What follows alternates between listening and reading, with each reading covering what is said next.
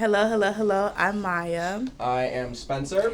And welcome back to Twin Takes. This is our podcast where we talk about films, TV, and other visual arts.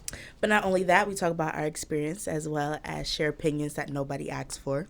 But that's okay. And without further ado, let's start this episode. And today's episode is a hymn review with a very, very special person in me and Spencer's, I want to say, college experience when it came to film. Yeah, pretty much. And that is Professor Dennis Hohne. Oh, that's very sweet. No. No, Dennis, can I just say something? Sure. You have been a very beneficial teacher in my film experience. You are, I think, and Spencer, you could correct me too, but you were number one professor in the film department for me. Yeah, probably. Because I think you were the first one that kind of he was the first worked period with the students, didn't just teach the students. Well, yeah. I think it's also likewise because you two specifically in a single class rang in my first honeymoon basically semester at Quinnipiac, because that's my very first semester, was my very first full-time semester in 2023. That's in the fall, and you guys were in the FTM 110 course. That's so correct. it's been a while. Yeah. I was trying to explain to my mom that Dennis was my first ever professor, and she didn't get it because I'm I had I had him at 12 o'clock on Mondays. On Mondays, yeah. And that Monday was the start of the fall 2023 course. So I'm he's my ever first professor, and she didn't understand it. And I was okay, maybe I'm just a little slow, but no, you really are such a great teacher. So, and we always say there's so many episodes where it's shout out Dennis. Oh yeah, we shout you out a lot. We shout you out a lot. I need to find some time and listen to some stuff. Don't listen too hard. No, okay. On the podcast, didn't listen to no episodes. When I sit on my riding mower and mow the lawn, maybe then. I think you were a great introduction to college and the film courses. First day, we had a camera in our hands. Yeah, first day. I mean, it was a UX. It was a 90, but. I can't take too much credit for that because that's the curriculum, right? I don't want to advertise Quinnipiac, but that's the cool thing about the school here, that the students really from the first moment get to use cameras and stuff. And I think a little bit of a shout out to Professor Brandon, who some of you might take next semester for directing. Yeah, we're taking next semester. Maybe that will suddenly then replace who your favorite professor lineup. I don't know where. But she has been a tremendous help in getting this all started for me. So a lot of the things for the first FTM class and so on, and how to grade, how to do assignments, that all came from her. Yeah. Now I'm in post-production post-production. I'm over here whew, man, I'm sweating over here. We have definitely once you get into the 300 level courses with me specifically, the difficulty level rises suddenly. Even though I'm fairly certain that there was one review that I got for the end of the semester evaluations that students do. Mm-hmm. I'm pretty sure I know which one was yours. What was mine?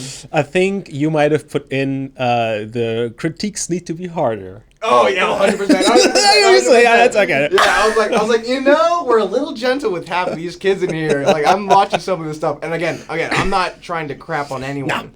No. But in order to grow, we got to be a little bit tougher. I'm super. I don't think I'm hard on myself, but I critique myself a lot. And so when I'm hearing some of these kids, and every single comment's they're always raising their hand, and you'd point to them, they go, I like it. It was really good. I think that this little thing could have fixed this. I'm like, really? That's the one thing you noticed? I'm like, and whenever I showed my stuff, I'm like, guys, go for it. And so when I can't remember his name, but he pointed out that for the Captain America's Winter Soldier trailer, how he said I probably showed too much in the trailer and hinted towards too much and gave away too much. I'm like, okay, that's something to avoid for the next one. And I'm glad that glad he pointed out, because that's a big thing that a lot of trailers do nowadays.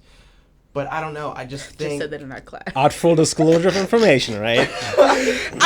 Okay, so it's so funny because Dennis is like showing us like the trailer projects and post-production, and everyone's like, this is good, and I'm like, really? This shit is ass. That's what I'm saying. I'm like, granted, they put so much work and time to like, A for effort, but like literally, what it was like the Train to Soho or something like that. Yeah. And literally, it was a 2-minute and 30-second clip. And just the whole it was movie. the whole movie. And I was like, oh yeah, no, this got to get redone somehow, some way.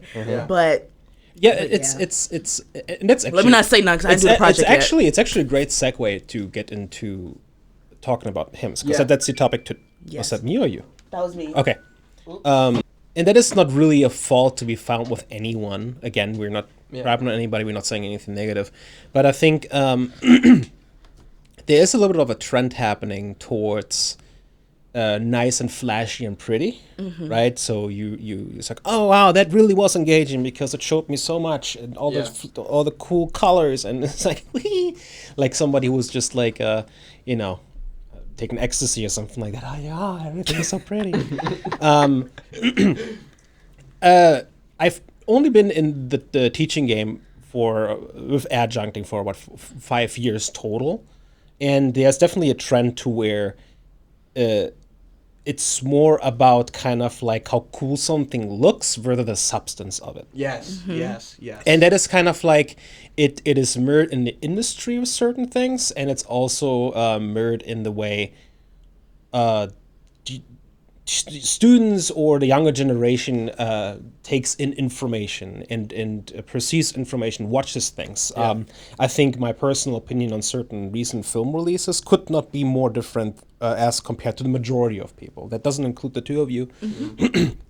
But I think majority of folks, they're just kind of like, it's so cool. And I'm like, did I watch a different movie? Yeah. But maybe to him, did you guys want to bring that in, that topic? So I watched him twice. Nice. Once with my cousin and then once with Spencer. And for sure, watching it a second time, like things have changed in my perspective of him. And it's a quote that I think both of you guys said, and you guys don't even know what you said, but it was an 1 hour and 30-minute movie, but it felt like longer. Yes, yeah, yeah. And I didn't realize that, like, damn, like, I thought the movie was about 3 hours, but it was actually an hour and a half. Yeah. But I will say the concept of the film was really cool. I think it was executed well in certain parts, but then, as what Dennis said in class, there's certain things that you could have taken out and thrown in the trash. And that's just like, that's just what I have to say. I love the film. It was very political. I do like political films when they're done correctly. Yeah. But, there's certain things that just need to be cut in the editing room, as Walter Murch said. You don't have to. I feel like the editor was in the damn, like, watching the process and then wanted to add everything. And it was a 6-7 movie. Yeah, no. So, no, that was my point. My point was, for an 1.5 hour movie, you could have taken more stuff out, which is kind of crazy to say, because an 1:30 isn't a lot of it is a lot of time, but not a lot to tell a story of that importance towards how the NFL treats athletes in certain poverty situations. I think what my biggest problem with the film was, one, the pacing. It felt so much longer than it needed to be, and the exposition dump at the end. Yeah. That made no sense. And so I feel like, as a writer, if you feel the need to put in an exposition dump to make up for the 1 hour and 30 minutes that you wasted writing those other pages, we have a big issue here. Yeah. You shouldn't have to tell the audience, you, as an NFL agent, have raised him to be this higher up football player and laid the floor out for him. That shouldn't be that shouldn't have to be dumped at the very end of the movie. Yeah. That should be told throughout the entire movie. And it was. I just think it wasn't told as great as it could have been. I think what took away from it was the pacing of it. They tried cramming in too much stuff that wasn't needed in there. And I think it didn't do a great job of narrowing down on those certain key moments. It would kind of pass over those a little bit quicker just to fit in the other stuff. Yeah. I liked all the symbolic stuff in there, where the agents and the higher ups in the NFL are wearing these pig masks to kind of. And then like when he like kills them, it's like the red, white, and blue flies over that him. was all pretty cool. Yeah. I just think if you have an hour and 30 to tell the exposition, don't dump it all in a matter of minutes at the very end. That was ridiculous. That was terrible. I feel like we sort of got the point where it came to like the practice, like they're hurting themselves, or like even the crazy fans like sneaking in, or it's like even the picture at the end, he didn't specifically have to say I've been grooming you since you were 3 or whatever. He could have literally just put the picture and it explained whatever he what I forgot the character's name, goddamn, needed to do, and then like just boom, like he didn't have to say I've been doing this, your father sacrificed this, like he didn't have to say all that. The picture itself, that was it. That was all they needed. That was exposition. That was it. They didn't need to put in that extra BS in the script. That was ridiculous. What do you think? I think overall I'm kind of like in agreement with most of those things. So I mean, first off, if you know anything about Justin Timing, the director of the film, who kind of like came up like a fairly short ride into kind of like the professional world, had to start in like 2016 with like, I don't know if it was a short film or like a shorter project, but worked then in television for a really long time, burned himself out on that, and then I believe took a little bit of hiatus, correct me if I'm wrong, and then came back into the scene directing this film. I think first off, number one, I think it's an incredible achievement to make a feature film. Yes. No, yeah. In my opinion, making also the length. Like I love anything that's like 90 minutes. Like between that 90 to 100 minute, 85 minute, 95 minute. That's a perfect length. That's like the length of films that I grew up with in the 90s. And in the 90s, I was conscious. Yeah. I'm not used to these 2 hour movies. It's like 2 hours, 3 hours stuff. These even like some of the recent stuff that came out, it's like 3 hours long to where you have to have intermissions in the middle of movie theater. That's also like so much time out of your day. Mm-hmm. Yeah. Nowadays, and not to go with this conversation to complete a different direction, but time is really precious nowadays because it feels like time is fleeting so quickly and you have to do so many things. You're multitasking all the time. So I have to be at the movie theater for 3 hours, plus the drive there, plus the money, plus getting back home again. You're signing up an entire day. Yeah. Right. So seeing that when him came out, I was really interested because the horror thriller and kind of like alternative films are very few and far between in the sports world. So I really was like, that's cool. Yeah. There are a couple of projects that I am very interested in right now and are somewhat attached to that will deal with that in the future once it's completely written and hopefully gets produced. So I was very interested to see how they rendered certain things. Mm-hmm. And then I watched it now. I was...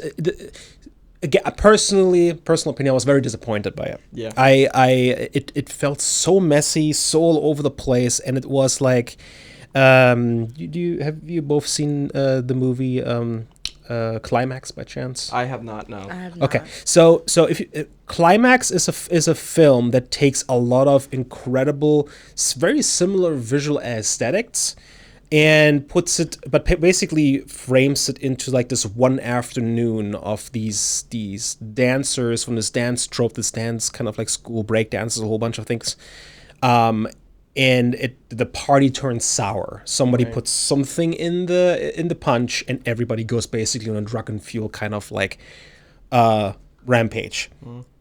It's beautifully covered, one shot. Appearing to be one shot. There's some cuts in there, but it looks like one shot. And the visuals really are, to me personally, reminiscent of him.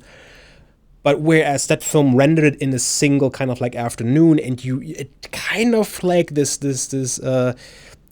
descent into hell and out again for Climax made sense. Whereas him, I felt like we are now in a time period where it appears like that a lot of films, and I felt the same way with a couple of other films that came out at the same time with the same weapons, where we are experiencing movies as if they were Instagram short stories. We're going from one Instagram short to the next, without a clear connection between them.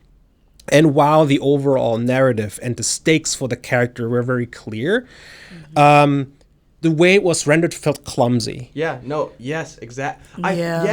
It feels like there's a clear story and there's a clear climax, but the way that they went about that was so terrible. It seemed like they had the first however many minutes down first, and then they knew where they wanted to end, but then they needed to fill in that little area, and they just seemed like they went about it terribly, and so it feels super clustered, and it feels like 4 different films in one, and I think that's exactly four different films of one. That's actually also how I felt also about weapons, but that's for a different time. Yeah, well, that conversation. Listen, me and Dennis after class, hold on.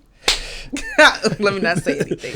Yeah, but so I personally really enjoy, like, visually I thought it was very nicely put together, and that can be said about a lot of films. I'm sorry to go back to Weapons. Even Weapons was beautifully shot. Was too dark for me, but it was beautifully put together. Everybody shoots too dark nowadays. I don't know why. I thought that the casting was odd. Some of the characters lacked character expression, for that matter. I just never believed the protagonist's performance that much. He just kind of like slouches through the world, and it's like he just has things happen to him. He's just reacting to things up until a point when he takes action, and then we're basically at the last 20 minutes of the film. And that kind of like, but what is he supposed to do? He's supposed to be of this training camp. They're trying to like turning into this monster of an athlete. And then there's just I don't know. You're going from creative exposition moment that has on its own no standing to the next one. It's like loosely putting together these like narrative elements to get you to that final exposition, explosion, climactic moment of it. And the first 20 minutes I thought were pretty good. I even liked the really cool, amazing extreme close-ups and close-ups when you have that POV in the helmet and they're on the field, even though... Sorry, I'm shaking my head because I had to laugh in the movie theater when that one guy was standing in front of that I don't know what you call it in football, the football throwing machine, and he gets blasted in the face because over and over again to basically give the protagonist an incentive to do better. And I was like, what? It's just that there were so many things in there. Same with the doctor.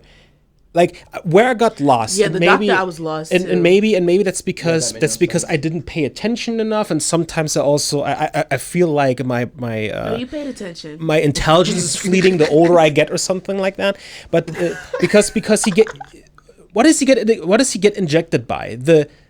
The blood of the old athlete, but what is the old athlete then getting injected by the blood of the guy before? I was so confused. It's like, who's getting injected with what? What does it mean? Why does he get shot in his muscles? Why is that fleeting?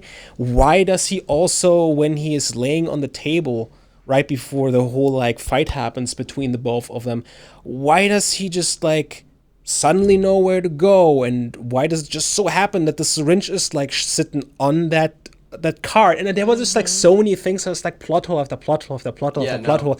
Basically, what they call in writing, they call it the Deus Ex Machina effect, where the writer puts in certain plot points to drive the story forward because the writer wants it to happen. Right. And that's what natural. Exactly, and that's what those moments felt like. I mean, like, again, the film wasn't natural either. If you have seen A24's Men, or a lot of A24's movie for that matter, where when the narrative progresses, a lot of those things sometimes feel very loose. Yeah. Hereditary, which I love, feels with its narrative structure fairly loose, and you're just moving very loosely from one moment to the end, where there are huge gaps in between what happened from one point to the next point, where you suddenly did a day pass, did 3 days pass.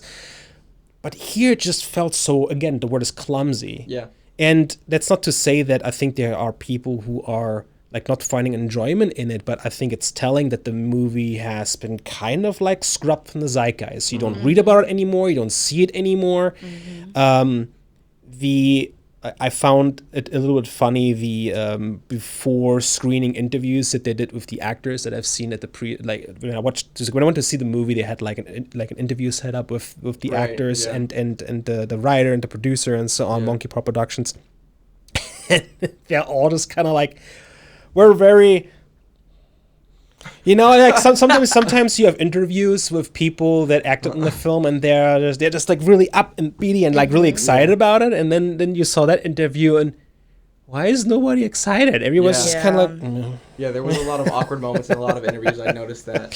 So it's just like sometimes I don't know if the actors know what happened with it, and they're just like... I know. That's not what they signed up for. Who was the protagonist in Madame Web? What's the actress name? Oh gosh, I never watched it. But when you see her interview for that movie, she's also kind of like... I didn't watch it either. That was one trailer where I was like, yeah, no. I can't remember, Dakota Johnson or something. Something like that. Yeah, she hated that. She hated that movie. But I mean, it's a terrible movie. It is. It sucks. A questionable one. It sucks when the actors have to still talk about it when even they can't give it a good review themselves. I find that hilarious. Right. Because at that point, it's just like, how did this movie even get green lit? How did someone read this and think, this is interesting?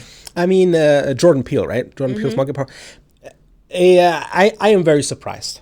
Yeah. To say the least, I'm very surprised that it was that it was made. Yeah. I'm not surprised that it was made. I'm actually more surprised the way it turned out. My opinion is, it's a Jordan Peele produced movie, but it's trying too hard to be a Jordan Peele film. Yes. It's like it gives Get Out energy, but it's just not. I haven't thought about that. Even with the motif of like the football like swirling around, like it kind of reminded me of Nope, where like the shoe was like standing up on its own. Yeah, it was sort of like some of that iconography and visual metaphor. It's almost like Jordan Peele didn't direct this himself, but he had a lot of says in it, and I just feel like if Jordan Peele were to go about this film a different way, it could have been completely different. But because it was trying too hard to be a Jordan Peele film, because the way they promoted it was Jordan Peele. Everyone thought this was a Jordan Peele film because it was Jordan Peele from the director Jordan Peele, from the producer Jordan Peele. But then you find out it's not. It's someone completely different who's probably dabbled in this sort of filmmaking before, but he is telling a story that seems more like a natural flow for Jordan Peele. And I think that was the biggest issue for me, was it felt like a movie just trying to be a Jordan Peele film, which it failed to do so. Yeah. I think with me, like my biggest issue, and I always talk about this, I don't like when movies get broken up into like parts. It's like the title cards. It's like title cards. It's like you're switching, and you're trying to be so mysterious, but actually I'm getting bored. I think because same thing will happen in Weapons. You're switching from character to character to character, and this one you're switching from parts of like his training, which I understood the concept and the point, but there is no point. That could have easily been done with just like a Monday, a Tuesday, a Wednesday, but instead you're doing part 1, part 2, part 3, part 4, and then it's like day 1, fun, training camp, sacrifice. I don't want that. Title cards. It would work if each day got worse and worse and worse. But it felt the same. The issue was day 1 was day 2 was the worst day.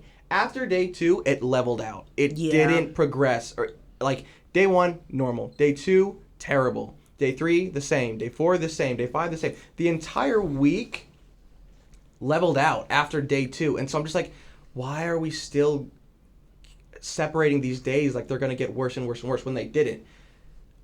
And then you get to day 7, and then all of a sudden he's at the event or whatever. Yeah. With the weird wife. What was the significance of the breaking down of him anyway in these chapters? Because at least when you take a look at weapons, the chapterization was done to basically showcase this parallel type of storytelling, Rashomon from different perspective kind of like thing. Yeah. Whereas that one, I was just kind of like, is it just present to help the story move forward, right? So we are able to close down a chapter in our head and move to the next chapter. Right. So I think that's lazy script writing, in my opinion. Yeah, but even when they closed the chapter, it was just like, wait. Like we're opening up a new chapter. We're opening up a new chapter, but this one is not closed, and we're just like, it was just like not confusing, but it was just like why? Like it just felt like why would you do this? We'd close a chapter and then we'd open up a new chapter that would tell the exact same thing. We weren't making any progress. Okay, we've established it's weird. Why is it weird? It took till the hour 10-minute mark for it to actually start to go somewhere. Yeah. And character development too. That was another thing too. Like the rest of that was just filler. This could have, and I said this could have been a short film. I said this could have been a pilot episode. I said this could have been. Oh, this would have been better as like a television thing. 100%. But each episode could have been a day. Let me ask you this: Did you maybe I tuned out when I was watching in the movie theater, but did you get that he was hit in the head by a fan? No, I didn't know. Was that what it was? Was he a fan? So it was supposed to be a crazed fan. That was in the beginning. When the ball swirls, Yeah. it was a crazed fan that hits him in the head because it was so surreally captured with the visuals. I thought that happened in his head. I thought it was all a mental thing. I thought he went through some form of trauma or some event, but he blocked it out as, okay, this is the event. I thought it was just like a symbolic thing. I didn't know it. That's what I thought too initially. I thought, okay, maybe he got in a car accident. Maybe something happened. He definitely injured his head. I don't think he actually got hit in the head by this devil dressed thing holding an axe. I didn't catch that at all. Yeah, so that's I was asking because I got a little like hung up on that, even though it was then spelled out afterwards. But also when you establish a device like his scar, right? Yeah. To basically have this comment on what's that brain thing that the football players get? CTE. To comment on that, but they didn't really do anything with it then. Like you had that set up, then we went back to it a couple of times for those cool heat vision X-ray shots and stuff like that. It was cool. Crack or something. And then all of a sudden he overcomes that with one hit. I'm just like, okay. Yeah, and it's just okay. I mean, they have been multiple films like that are doing these things where they're throwing in certain visual iconography, metaphors, messaging, and it just completely stands on its own, doesn't do anything with it. Mm-hmm. Like, for example, not that I'm not a good writer whatsoever, but if I was to write this, I would be like, okay, he has that injury, and maybe the rest of the narrative actually unfolds around that injury that he has, where he has those paper clips. That's what I thought it was going to be. The whole story was going to be. He's injured, but he's going to keep pushing himself, and he's really trying to, set up himself, to become the greatest of the greats. And it just... That was completely lost with the antagonist. Or I guess he wasn't the antagonist. Well, yeah, technically. But it got the whole head injury got completely lost. I feel like the head injury was just the way of getting him into the rehabilitation place. Yeah. After that, it was completely irrelevant. Sure, you had a couple of cool X-ray shots of it cracking or blood kind of gushing, but then all of a sudden, what? He gets one hit, and now that guy's all seizing up and he's dying? Yeah. I don't know. I completely agree. I think the story should have been built around this crazy fan that hit him in the head, and now he has to overcome that. Also, we have 3 minutes left. 3 minutes. Well, maybe we'll go over a couple of minutes, but 3 minutes. But just really quick, while we're on that, not to talk about another film, Weapons did that too, where you had that dream that Josh Brolin's character has, and he like follows his kid, and then he stops at the house, and on top of it is basically a floating AR-15, right? God. So the thing is, I understand where it's coming from, but I only do because afterwards I read up on the filmmaker. I had to look it up. What does it mean? Yeah, Look, I am not a fan personally. It's a personal thing. I'm not a fan that I have to know about the director or the filmmaker, etc., to be able to get and understand a film. Films should be completely standing on their own. That's why Steven Spielberg's Jurassic Park works so well. It just freaking goes, right? It's a different film entirely, but it just works. Yes. Right? You watch it, it's a full thing, you're done. I shouldn't have to know the trivia of like, do you know what this director's favorite color is? It is in the movie 50 times. It's like, that doesn't, why? My other personal opinion is I shouldn't have to do research on what this,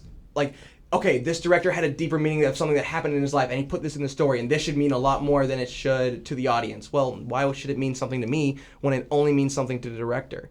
That makes no sense to me. He's like, oh, this was super powerful for me. I loved writing this part of the story. I'm like, why? Because it happened to you personally? Why should I care? That makes no sense. Yeah, exactly. Yeah. And even though on the topic of weapons, it was a very important thing that happened to him, right? Yeah. Rendering that in the film, that's powerful. I think you should be doing that. But the problem is like when you basically have like a Fortnite weapons pickup thing floating in the air. Yeah. That's just then kind of, like the message is lost, especially because it came out of nowhere. It just stands there. It's such a stark contrast to everything else that happens. And then I'm sitting there like, and then that's just me. Am I the problem? Yeah. Like, that's how I felt in movie theaters. Like, am I the issue? Yes. Like, everyone's in this theater crying, and I'm just like, this shit doesn't make no damn sense. Yes. I think overall, it had a cool message. I think it was shot really, really well. Cinematography I just think the exposition dump ruined it for me. The lack of middle ruined it for me. And just, I think, I don't want to say lack of vision, but it's kind of like, I felt like they didn't even know where they were really going throughout the middle of it. And then it's only those last 20 minutes where it's like, okay, now we know. Mm-hmm. But I give it 6. I gave it like 6 out of 10, 6.7 out of 10. 10 out of 10. Because of my world, there's there's no grading structure. There's either 10 stars or I don't rate it at all and just give it a comment. Right, exactly. Yes. I'm just very proud that there was 2 B-list black actors starring in it. That was really dope to me. Yeah. And even like there wasn't a lot of like famous actors, so that was really nice. So yeah. Well, that's it for the episode. Hope we didn't bore you to death. Yeah, seriously. Well, I mean, this one, I actually really enjoyed this episode. This one was really good. This is good. Thank you for coming on, Dennis. This was a blast having you. Let's do it again. 100%. We're gonna we should probably do some more movie reviews because there are a bunch coming out that I will probably have issues with. But thank you so much for watching. Phone. That was a good one. Oh, was it? I watched the first one. I thought the second. Go watch the second one. We'll talk about it. Is it good? It's great. Okay, well. All right. Thank you so much for tuning in to Twin Takes. Don't forget to like, comment, subscribe, and we'll see you on the next one. Peace.